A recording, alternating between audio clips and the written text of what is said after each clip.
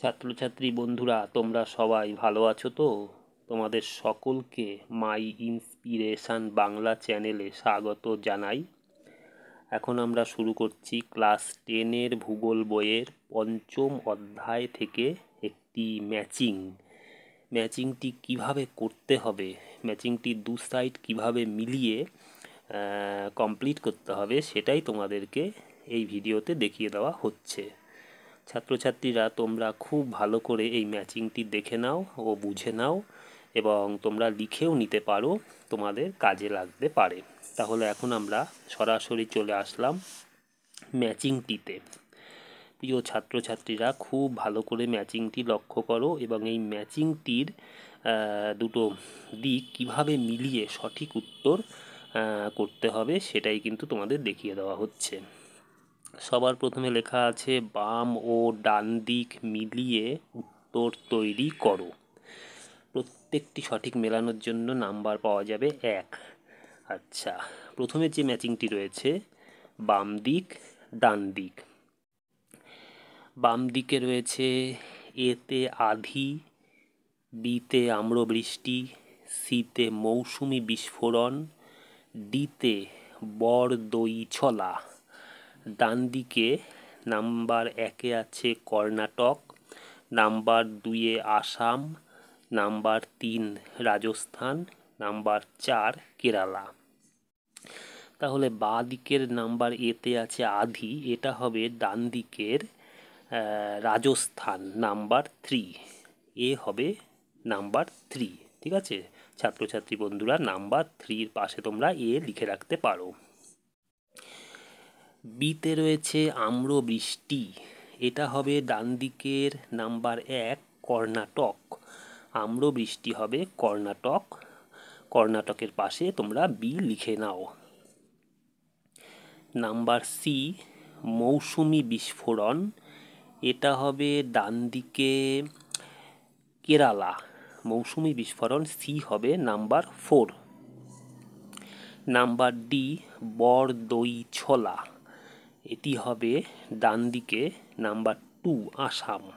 বরদই ছলা হবে আসাম, অর্থাৎ ডি এরটা হবে ডান দিকের নাম্বার 2-তে।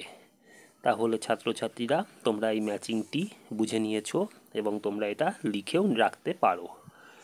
এবার ওর ডান দিকেই রয়েছে আরও একটি ম্যাচিং, বাম দিক ডান দিক মিলিয়ে লিখতে হবে, তোমরা সেটাও লক্ষ্য করো। বাম দিকে রয়েছে ভেম্বনাদ, বিতে রয়েছে গুরুশিখর, সিতে রয়েছে কেটু, ডিতে রয়েছে সম্বর। ডান দিকে নাম্বার 1-এ রয়েছে কারাকোরাম, নাম্বার 2-এ রয়েছে কয়াল, নাম্বার 3 ধান্ধ, নাম্বার 4 আরাবল্লী। তাহলে এইটা বাম দিক ডান দিক মিলিয়ে এখন আমরা সঠিক করব। তোমরা দেখো ভালো করে এটা কি হবে।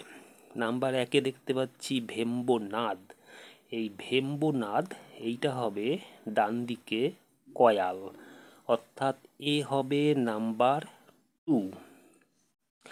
বিতে গুরুশিখর, গুরুশিখর হবে আরাবল্লী, বি হবে ডান দিকের IV 4, গুরুশিখর হবে আরাবল্লী।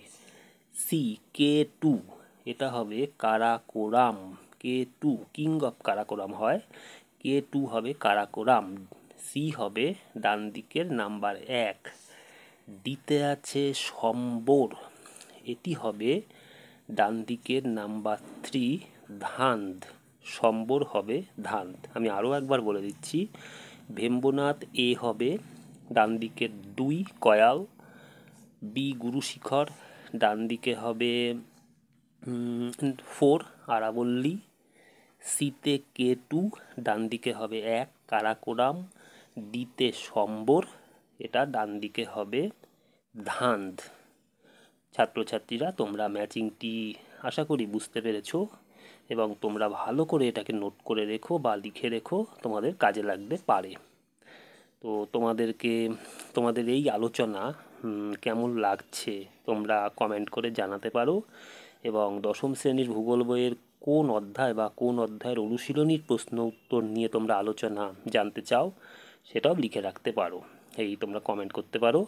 আর তোমাদের কাছে অনুরোধ, তোমরা মাই ইন্সপিরেশন বাংলা চ্যানেলটি সাবস্ক্রাইব করে রাখো, তাহলে এই ধরনের ভিডিওগুলো তোমরা খুব তাড়াতাড়ি পেয়ে যাবে। সকলে ভালো থাকবে।